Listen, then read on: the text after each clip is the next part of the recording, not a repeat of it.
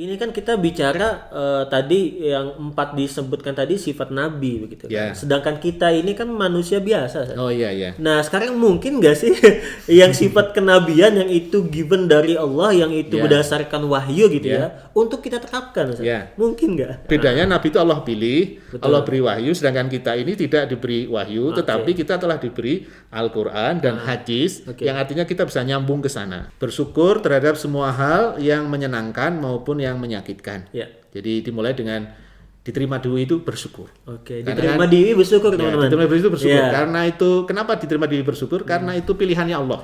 Oke, itu pilihan Allah. Bukan Takdir Allah pilihannya ya. kaliannya, bukan pilihan kalian. Oke. Kalau pilihan kalian saya tahu.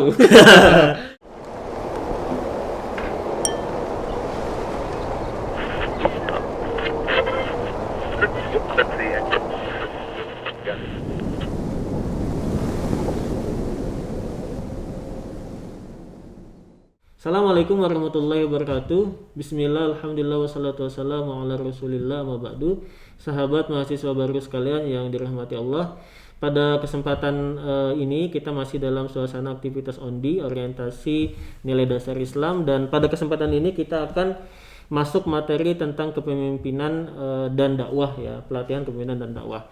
Dan bersama saya sudah ada Pak Sus Budi Harto. Assalamualaikum Pak. Waalaikumsalam warahmatullahi Ya, wabarakatuh. ini karena kita masih dalam kondisi pandemi. Tapi kita harus melaksanakan aktivitas, Yap. maka sebisa mungkin kayak protokol kesehatan tetap kita laksanakan saja. Yap. Maka di konten hari ini kita tetap menggunakan masker ya, tapi mungkin untuk memudahkan mungkin sekali-sekali boleh lah Ustaz, kalau dibuka Oke. biar mengenal nih Oh iya. Pak Sus ini wajahnya seperti apa Wajahnya seperti gitu ini. kan. Nah, oke, saya juga buka sedikit ya. Oke, pada kesempatan ini kita akan berbincang-bincang dengan Pak Sus. Pak Sus ini adalah dosen di Jurusan jurusan psikologi. Yap. Betul. Jadi kepakaran beliau memang di bidang psikologi, dan kalau saya mencoba untuk riset tentang beliau, itu beberapa jurnal beliau itu membahas tentang kepemimpinan profetik ya, sehingga tema kali ini sangat sangat kompeten sekali kalau dibahas oleh Pak Sus begitu ya. Yang pertama mungkin kita akan memulai dialog kita atau ngobrol kita ini tentang UII itu kan salah satu tujuan luaran atau tujuan yang diharapkan dari UII terhadap mahasiswanya nanti itu adalah pengennya itu mahasiswa UII itu setelah jadi alumni itu pengen menjadi pemimpin bangsa yang cakap dan utama begitu. Karena kalau kita lihat sejarah begitu ya, pendiri UI itu adalah bapak-bapak bangsa kita, bapak-bapak pendiri bangsa. Sehingga wajar kalau misalkan dari mereka pun ada tercetus cita-cita suatu saat nanti alumni UI pengen ya menjadi seperti mereka begitu ya. Mungkin melihat seperti cita-cita yang sangat besar sekali nih Pak. Cita-cita sangat luar biasa sekali. Pak Sus melihatnya seperti apa? Ya, jadi UI itu kan didirikan dengan 3 tujuan utama. Oke. Yang pertama tujuan kelembagaan, yang kedua tujuan keluaran tadi, yang ketiga tujuan ideologi. Tujuan kelembagaan diharapkan semua sivitas akademika UI itu mempertemukan ilmu, pengetahuan dan teknologi dengan Islam. Tujuan kedua tadi menjadikan pemimpin bangsa yang utama, yang tetap bisa menghadapi perubahan yang namanya tuna dan fuka itu kan. Turnaround, uncertainty, novelty dan ambiguity. VUCA itu berarti VUCA itu volatility, uncertainty, complexity dan ambiguity. Intinya disrupsi gitu ya. Disrupsi. Perubahan yang sangat cepat, dan itu diharapkan bisa menjadi pemimpin bangsa yang cakap utama menghadapi perubahan itu dengan tetap menguatkan ideologinya.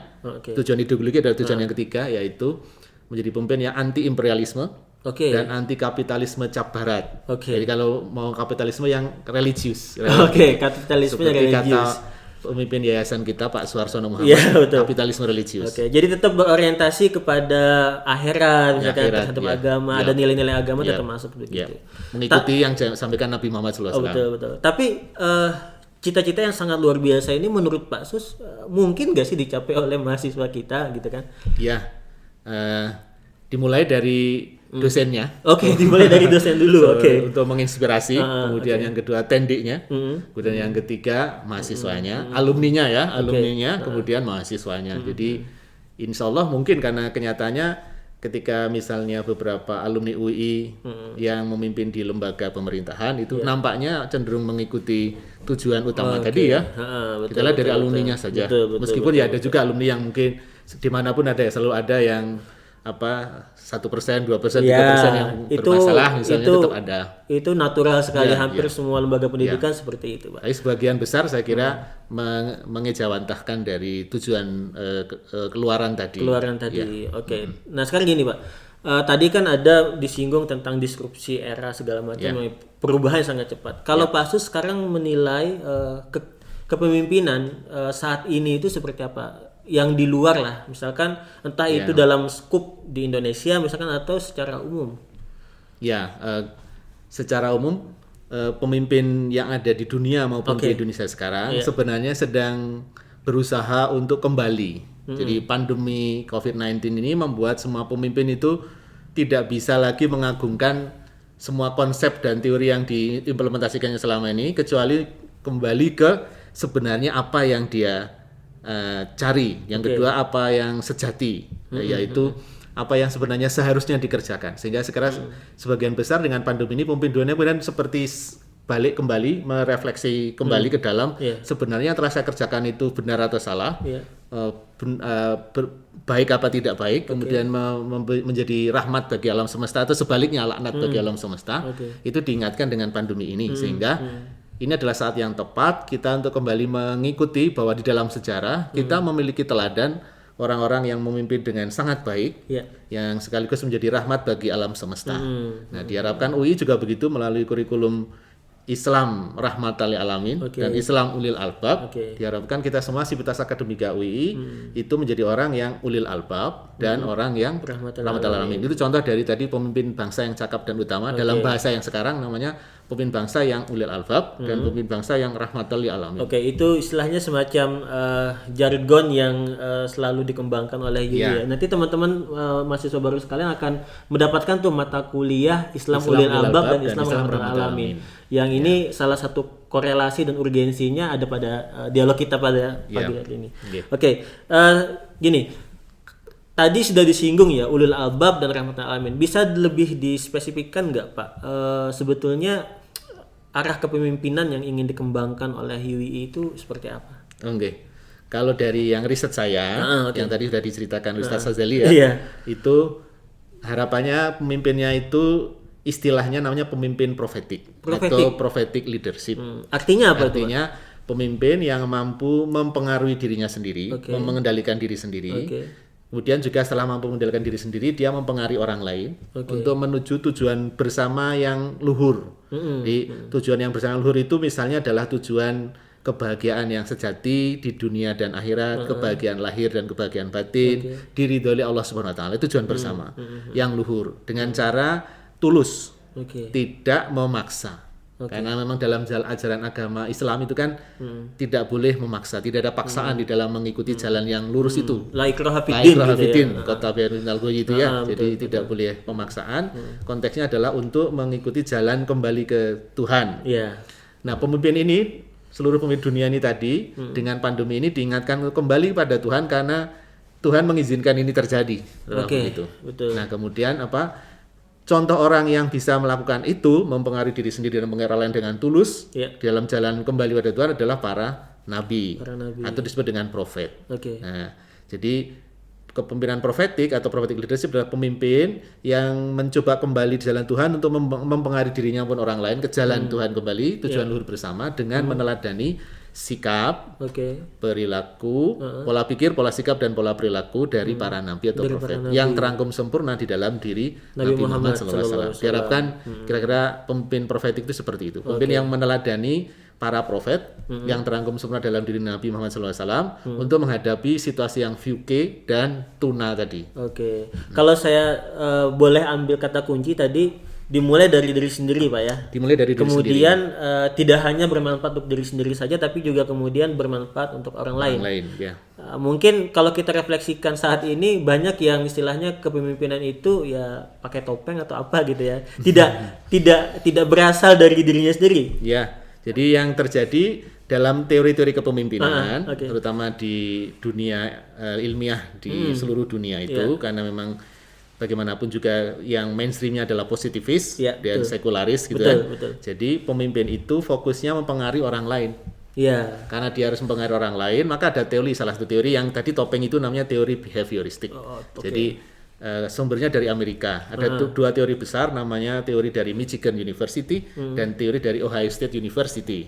Intinya adalah semua orang bisa jadi pemimpin dengan catatan dia itu tingkah lakunya harus seperti tingkah laku pemimpin yang ideal, baik tugasnya maupun perilakunya, cara berkomunikasinya itu ada caranya. Untuk apa? Agar dia bisa mempengaruhi orang lain. Nah, problemnya adalah dia lupa bahwa pemimpin itu harusnya memperbaiki diri dulu sebelum memperbaiki orang lain. Sehingga kejatuhan para pemimpin di dunia adalah ketika dia fokus menutupi dirinya dengan topeng-topeng. Kalau topengnya kebetulan dia bagus, aslinya bagus, dia topengnya bagus nggak masalah. Kayak sekarang misalnya gini, kalau kita bagus, meskipun pakai topeng, ya sehat saja. Tapi kalau kita aslinya nggak bagus terus pakai topeng, ya ada masalah ketika dibuka begini. Nah ini kalau COVID ini kan memang masalahnya adalah ketika kita dibuka begini dan kebetulan kita itu membawa virus, ini kan jadi masalah. Sehingga kita tutup pakai topeng. Nah, topeng memang di konteksnya adalah untuk ketika mengendalikan hal-hal yang tidak sesuai, itu ada benarnya. Tapi di balik topeng itu harus ada yang asli.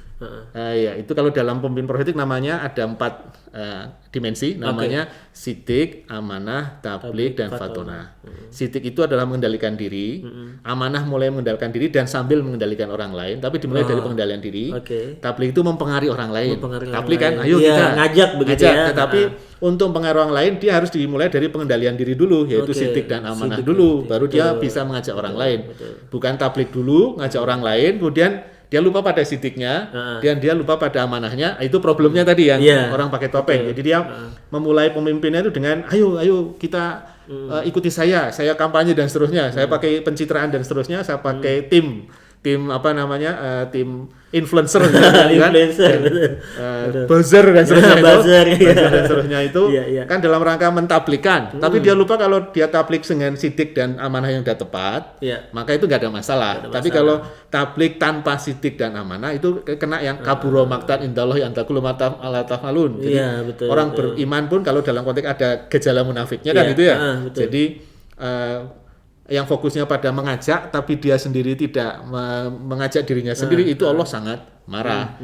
Nah, bukti sangat marah selalu mengingatkan dengan banyak hal. Mungkin salah satunya kalau dalam konteks ini bisa jadi dalam satu pihak ini, dalam konteks tablik ini adalah konteks Allah mengingatkan orang agar tidak pakai topeng, ingat kembali ke sidik dan amanahnya. Maka perbaikilah tabliknya. Yang keempat, COVID ini juga utusan peradaban sebenarnya. Utusan peradaban. Nah, menarik kan? COVID ini utusan peradaban.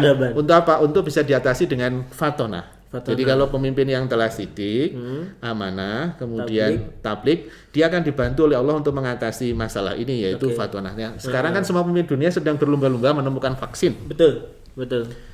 Well, di dunia misalnya ada salah satu negara, misalnya Uni Emirat Arab, menggunakan banyak miliar menginvestasikan dana agar bisa membiayai vaksin. Nah, penelitinya seluruh dunia. Ada yang dari ateis maupun yang enggak, itu kan. Betul. Pokoknya siapapun selama dia fokusnya pada riset untuk menemukan vaksin akan dibiayai. Itu. Kemudian untuk apa tuh vaksin ditemukan? Agar kita bisa mengatasi masalah pandemi ini dengan catatan mudah-mudahan setelah masalahnya pandemi ini berakhir, pemimpin jadi sadar bahwa apapun yang dia kerjakan selama ini sebenarnya merusak bumi. Yang kedua, itu hanya tadi kapitalisme cap barat yang hanya untuk kesenangan kelompoknya, memperbesar dirinya, tapi dia lupa pada orang lain. Nah, sekarang semuanya harus tiarap, harus berhenti, merefleksi kembali agar kita bisa kembali jalan dengan lebih baik. Mudah-mudahan pasca pandemi ini tatanan baru ini menjadi lebih baik. Nah, itu contoh yang fatona. Jadi fatona itu yang mempengaruhi orang lain lagi, tetapi didasari oleh sidik dan amanah. Kalau tadi dilihat dimensinya, kemudian dikaitkan dengan kaburo maktan tadi, apakah kemudian bisa saya katakan kepemimpinan kenabian atau ala nabi ini yang paling utama adalah suatu keteladanan? Dimulai dari sidik tadi. Jadi semua sebenarnya sidik, amanah, tablik, fatona itu dimulai dengan keteladanan. Karena para nabi itu mengajarkannya mulai dengan memperbaiki dirinya, hubungannya dengan Sang Pencipta. Betul. Kemudian dia mengajak keluarganya. Betul. Dan ujiannya juga sangat berat. Beberapa di antaranya keluarganya ada yang menolaknya. Misalnya kalau Nabi itu kan dan suami gitu kan, ada istrinya, ada istri, yang ada menolak, anak juga ada yang anak menolak, kandungnya yang dicintainya, ada bapaknya, Iya, gitu ya. kayak Nabi Jadi Ibrahim itu. ada orang tuanya. Jadi ada contoh-contoh semua. Kalau yang Nabi Muhammad SAW itu pamannya, pamannya ada yang membelanya, ada juga yang sampai akhirnya tidak bersedia dapat hidayah gitu kan. Jadi cobaan terbesar di para nabi itu di lingkungan terdekatnya. Nah sama pemimpin ini juga cobaannya juga begitu, bisa jadi kalau dirinya sudah selesai, mudah-mudahan di keluarganya tidak, kemudian keluarganya tidak bermasalah gitu ya. Kemudian lingkungannya mungkin ada yang menolaknya, itu hal biasa. Jadi memulainya intinya dari diri sendiri, kemudian menyampaikannya pada keluarganya yang terdekat, kemudian pada lingkungan organisasi terdekatnya. Kalau dalam konteks kita ya di UII gitu. Selain kita di UII, fokusnya keteladanan itu akan menginspirasi organisasi lain. Oke, dari keteladanan itu bisa menginspirasi. Entah itu kepada yang dipimpinnya begitu atau bahkan kepada organisasi yang lain begitu ya. Oke, sekarang gini Seth. Ini kan kita bicara tadi yang 4 disebutkan tadi sifat nabi begitu kan. Sedangkan kita ini kan manusia biasa. Oh iya. Nah, sekarang mungkin nggak sih yang sifat kenabian yang itu given dari Allah, yang itu berdasarkan wahyu gitu ya, untuk kita terapkan? Mungkin nggak? Iya mungkin, karena kan Allah berjanji di Quran surat Ar-Rum ayat 30 itu kan, fitratallah fatarana sa'aliha la tabdila li khalqillah. Dzalika dinul qayyimah walakilat tasmurun. Jadi banyak yang nggak tahu bahwa sebenarnya fitrah Allah itu sejak Nabi Adam hingga umatnya Nabi Muhammad SAW itu ya sama. Jadi saya termasuk yang meyakini bahwa saat ini yang manusia yang sekarang saat ini keturunan Nabi Adam alaihissalam. Iya betul. Yang Nabi Adam alaihissalam itu diciptakan oleh Allah kan dari tanah. Tetapi selain dari tanah Allah meniupkan mirruhihi, dari ruhnya disampaikan kepada Nabi Adam. Artinya ada nurani atau yang bersifat cahaya kan, itu contohnya disampaikan kepada Nabi Adam. Nah, keturunan Nabi Adam itu 120 dari dalam kandungan, jasadnya itu ditiupkan oleh malaikat atas perintah Allah itu ruhnya Allah juga, cahaya itu, sehingga kita punya cahaya yang namanya nurani. Nah, karena kita punya cahaya yang nurani, di sanalah sebenarnya kita semua keturunan para nabi. Hanya keturunan langsung, namanya kalau sekarang namanya Habib, keturunan langsung ya kan. Kalau dari Nabi Muhammad SAW nasab gitu ya. Nasab. Tetapi kalau dalam konteks nasab umat keseluruhan, kita keturunannya Nabi Adam alaihissalam. Memang masih menjadi perbincangan menarik di kalangan ilmuwan tentang bagaimana dengan Sangiran kalau di Indonesia ya. Sangiran apakah dia sebelum Nabi Adam atau setelah Nabi Adam? Sementara kita kan Sangiran lebih dekat di Indonesia daripada yang dari Arab Saudi, gitu kan? Saya meyakini bahwa Sangiran itu pun ciptaan Allah yang kemungkinan besar, kalau sampai hari ini mungkin saya salah, tetapi saya kan boleh salah, hanya nggak boleh bohong. Betul. Saya bisa jadi salah, dan kalau salah kami tinggal minta maaf. Tapi yang saya yakini sampai hari ini adalah bisa jadi itu umat sebelum Nabi Adam alaihissalam, misalnya begitu, yang memang kata malaikat di Quran surah Al-Baqarah itu saling menumpahkan darah, saling memakan kanibal gitu kan, saling berkelahi. Sedangkan Nabi Adam itu diberi itu nurani untuk bisa memutuskan yang benar dengan yang salah, sehingga tidak perlu saling membunuh. Meskipun demikian, kenyataannya memang sampai hari ini kita perlu mengetahui dari sejarah keturunannya Nabi Adam, ada yang keturunan baik yaitu Habil, yang kedua keturunan buruk yaitu Qabil, karena dia provokasi oleh iblis yang protes terhadap penciptaan Adam itu kan, sehingga yang hidup adalah keturunan Qabil. Nah, pertanyaannya adalah kita ini kan berarti Nabi Adam yang keturunan Qabil, bukan keturunan Qabil. Kita berharap keturunannya Habil. Tapi ternyata bisa, kalau jadi keturunan Qabil, itulah sebabnya kenapa tarikan dunianya masih sangat kuat. Sehingga para nabi diutus untuk mengembalikan itu keturunan-keturunan Qabil itu kembali ke jalan Allah dengan apa? Dengan yang namanya dalam workshop saya itu ada yang namanya workshop yang kedua, namanya workshop amanah. Yaitu dengan pertaubatan.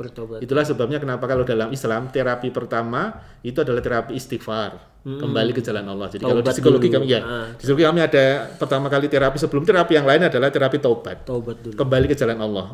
Caranya adalah dengan istighfar dan taubat. Astagfirullah wa atubu ilaihi. Astagfirullahaladzim wa atubu ilaihi. Kan itu istighfar kemudian taubat. Kembali ke jalan Allah itu apa artinya?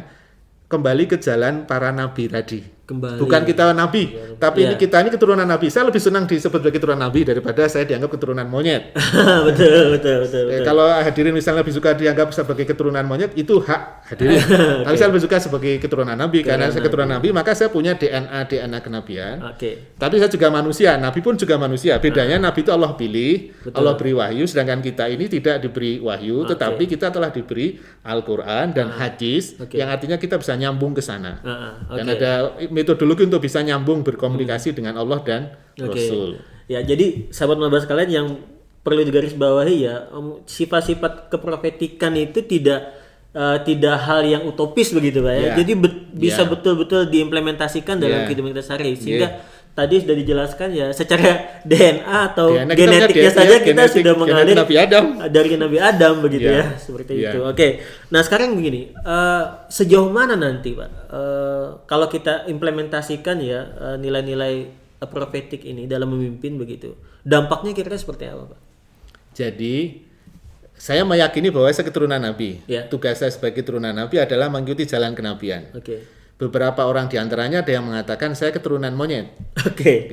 Keturunan monyet itu kan sukanya mengambil keuntungan untuk dirinya sendiri, kelompoknya sendiri, kemudian dia melakukan segala hal untuk kepentingan dirinya sendiri, dalam bahasa kita yang sekarang namanya menghalalkan semua cara demi kepentingannya sendiri. Dan saya kira perilaku manusia, mohon maaf dengan segala hormat, ada yang kayak gitu dan cukup banyak.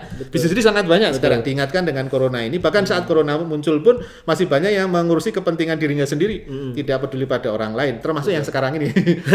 Saya mencoba untuk memakai masker, misalnya begini, konteksnya bukan hanya untuk kepentingan saya sendiri, tapi saya juga menghormati orang lain.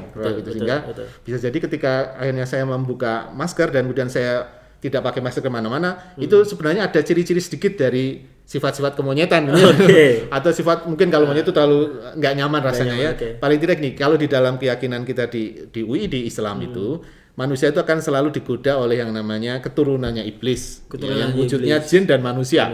Minal jin nati wanas, namanya setan, itu musuh yang nyata. Nah, kalau yang wujudnya manusia adalah manusia-manusia yang ingin selalu mengajak orang untuk menggunakan semua hal untuk kepentingan dirinya, melupakan rahmatal alamin. Intinya bahasa mudahnya, orang itu tidak kasih sayang kepada alam semesta. Sedangkan kalau yang keturunan Nabi itu ya prinsipnya satu, kasih sayang pada manusia. Selama dia fokusnya adalah kasih sayang pada manusia dalam rangka mendapatkan kasih sayang Allah, maka itu jalan kenabian. Karena ada juga yang kasih sayang sama manusia tapi tidak dalam rangka mendapatkan ridho Allah. Itu bukan jalan kenabian juga. Itu jalan mungkin jalan tadi tuh yang keturunan yang setelah digoda oleh setan dan seterusnya. Atau mungkin dari 4 sifat kenabian tadi hanya fatonahnya saja yang diambil, tapi sidik dan amanahnya enggak gitu. Ya, bisa jadi begitu. Cuma konteksnya gini, fatonah yang dalam kajian kita di UI ini, itu apa? Fatonah itu cerdas tapi karena takwa. Cerdasnya itu basisnya takwa. Basisnya takwa. Jadi kalau cerdas yang tidak dibasis oleh takwa itu bukan fatonah. Jadi bisa jadi dia cerdas, tapi kecerdasannya itu digunakan untuk menipu orang lain, untuk melakukan ngakalin segala macam ngakalin itu, maka itu sebenarnya bukan fatonah. Itu istilah saya mencoba sekarang mengistilahkannya adalah the dark side of fatonah misalnya itu. Tapi bukan fatonahnya tapi sebenarnya itu bukan fatonah itu pseudo fatonah.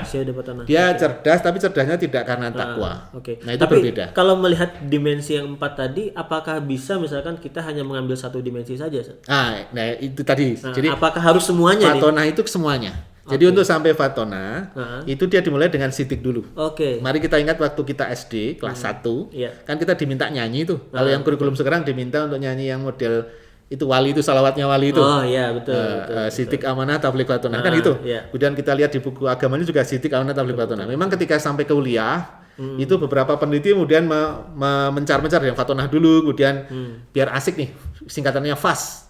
Fatonah, amanah, sidik, tabligh, kan itu disingkat FAS. Kayaknya dibalik gitu ya. Dalam konteks metodologi itu memang sedikit ada problem. Tapi kalau kenyataannya begini, FAS itu atau sidik, amanah, tabligh fatonah itu konteksnya saling terikat, tidak bisa salah satunya tidak, maka sebenarnya tidak masalah sih mau dibuat fas atau apa, cuma atau fas atau mau tablik dulu atau sidik dulu, tapi keempat-empatnya harus ada. Keempat-empatnya harus kuat. Keempat-empatnya itu harus tinggi, karena kalau nggak tinggi itu bisa dimasalah. Contohnya tadi dia fatonah kan sebenarnya karena takwa, tapi kan orang takwa tetap ada turunnya, yang kus gitu ya. Yazidu wa yang kus kan. Iman itu kan itu. Nah, maka sidik, amanah, tabliknya itu yang memperkuat kembali, mengingatkan agar dia meskipun dia sedang drop, itu diingatkan kembali bahwa dia harus jujur pada Allah, dia jujur pada alam semesta. Nah kira-kira gitu. Jadi fatona yang dimaksud tidak bisa dilepaskan dari 3 aspek yang lain. Intinya betul, jadi keempat-empat itu harus saling terikat, saling menyatu, 4 in 1. Holistik Ingat, begitu ya? holistik, kayak ingat itu ya, The Three Musketeers ya, all for one, one for all. Iya. Kalau ini 4 in 1, jadi 4 dalam 1, 4 yang menyatu, bukan 4 terpisah-pisah. Jadi kayak kalau bisa digambarkan mungkin kayak lingkaran gitu, atau ya, gimana? gambarnya seperti lingkaran yang saling menyatu. Saling menyatu. Jadi bukan tahapan ya. Bukan tahapan. Ya, harus sidik dulu, kemudian. Kalau pendidikannya sidik dulu. Kalau metodologinya sidik dulu, bukan fatonah dulu. Tapi nanti kalau sudah sampai fatonah, bukan berarti sidiknya dilepaskan. Dasarnya itu sidik. Jadi kalau dasarnya sidik. Jadi kalau mau pendidikan, berdasarkan riset kami itu sebaiknya dasarnya sidik, karena dasarnya fatonah. Sebenarnya kan mirip-mirip itu. Indonesia itu kan pendidikannya memulainya fatonah ya, cerdas, ya betul. Takwa, cerdas. Kalau takwa cerdas terampil, takwa sidik dulu ya. Cuma ukuran fatonah kan itu. Nah, kadang-kala ukuran fatonah itu untuk dapat ranking nomor 1, karena jadi bupatinya bisa dapat penghargaan, kadis kepala dinas dapat kenaikan karir, kadang-kala menghalalkan semua cara, ujian akhirnya dimanipulasi kan, dibocorkan gitu, dibocorkan, kasih kunci jawaban gitu ya. Betul, karena gitu kan, karena demi mengejar masuk prestasi atau istilah dalam pendapat kita itu fatonah, karena dia lakukan oleh orang Islam yang bertakwa juga itu, atau demi ranking. Karena demi ranking ya. Jadi maka dimulainya dari sidik dulu. Jadi jujur dulu. Jujur pada Allah, jujur pada diri sendiri, dan jujur pada alam semesta. Nah, dimulai dari jujur, kemudian tahapan kedua setelah jujur adalah setia atau amanah. Setia kepada Allah. Amanah, ya? Amanah itu kata kunci paling mudah itu setia. Karena setia dia jadi terpercaya. Tapi setia pertama kepada Allah. Setia kepada Allah, fitrahnya itu. Yang kedua setia pada diri sendiri. Yang ketiga baru setia pada alam semesta. Nah, yang ketiga baru tablik. Tablik itu terbuka kepada hidayah Allah. Yang kedua terbuka mendapatkan masukan dari nuraninya. Yang ketiga terbuka terhadap masukan atau nasihat dari orang lain, meskipun dia sebenarnya tidak senang. Tapi kalau dilihat itu ternyata objektifnya ternyata benar, maka itu kan jadi istilahnya konstruktif. Itu jadi bagus, terbuka. Yang keempat adalah fatonah. Nah, fatonah itu bahasa lainnya adalah cerdas dalam memfungsikan kolbunya. Yang pertama itu. Yang kedua baru cerdas dalam memfungsikan akal pikirannya. Yang ketiga cerdas dalam memfungsikan panca inderanya. Yang keempat baru cerdas dalam memfungsikan badannya. Jadi karena cerdas memfungsikan kolbu, maka yang dimulai pertama adalah dia berarti cerdas karena takwa. Kalau kolbu nggak mungkin berdusta, dalam arti kolbu yang sudah fuad gitu ya, fuadun ilma kadzabal fuadu mar'a, itu kolbu yang nggak berdusta itu dia nggak, yang telah sidik, dia nggak akan memperlakukan orang lain sebagai alat atau sebagai modal atau sebagai resource yang akan dia gunakan sesukanya dia. Dia ingat bahwa semua itu harus dipertanggungjawabkan pada Allah. Karena itu jadi cerdas memfungsikan kolbu. Mengambil keputusannya didasari oleh kolbu. Jadi meskipun ada tahapan tadi, tapi ketika sampai level di fatonah jangan lupa dengan sidiknya tadi. Awal. Itulah kalau digambarkan tadi holistik, lingkaran yang saling berhubungan gitu. Sebagaimana kalau kita kuliah kan, ketika kita kuliah S3 itu dasarnya sejak S1. Ketika kuliah S1 dasarnya ya kuliah SD, SMP, SMA. Demikian pula seterusnya. Untuk naik ke kelas 2 dari SD, dasarnya ya ujian kelas 1.